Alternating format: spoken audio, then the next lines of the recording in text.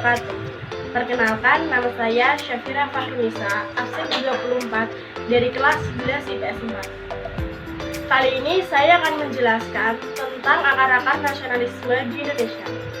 Nasionalisme dapat didefinisikan rasa keberpilikan terhadap suatu bangsa.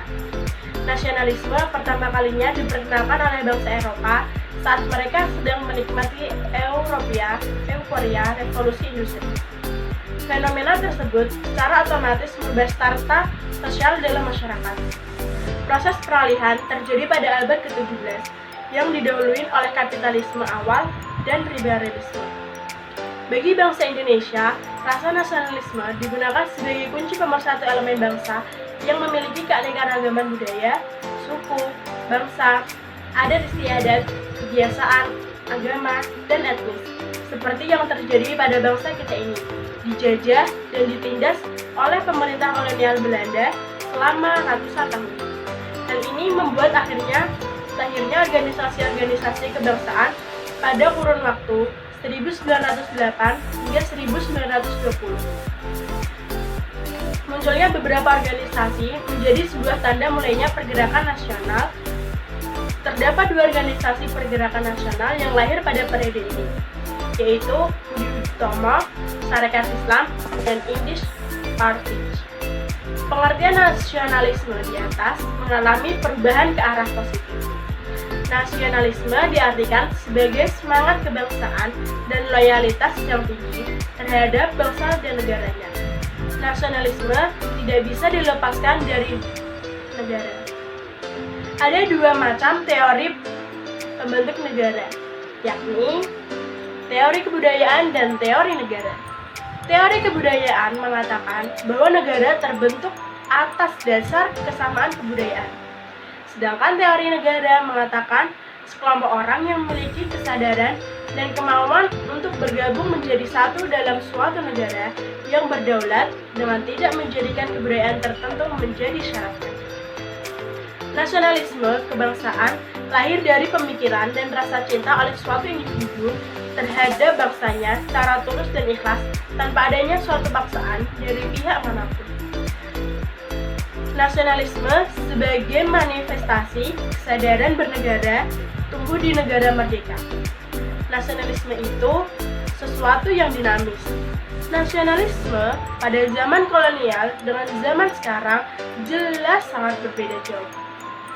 Dewasa ini, nasionalisme Indonesia tidak hanya diuji dari luar, seperti masa kolonial, atau hanya konflik dalam negeri, seperti pasca Orde Lama dan Orde Baru. Namun, serangan untuk melemahkan nasionalisme kita datang dari luar dan dari negeri.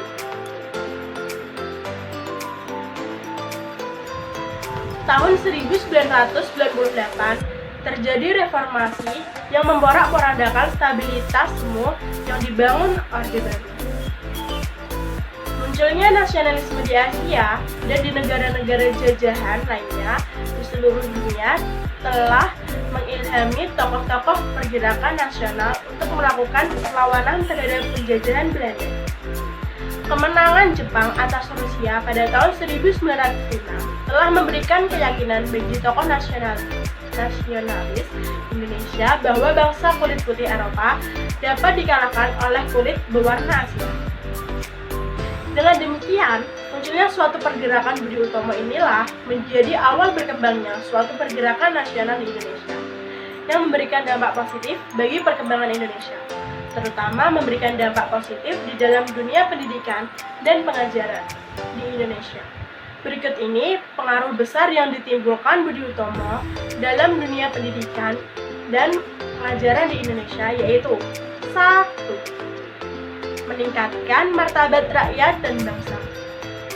Peningkatan ini akan dilaksanakan dengan membentuk dana pelajar yang merupakan lembaga untuk membiayai pemuda yang cerdas tapi tidak mampu melanjutkan studi pada akhir tahun 1907. Dr. Wahidin bertemu dengan Sutomo, seorang pelajar dari Stovia di Jakarta.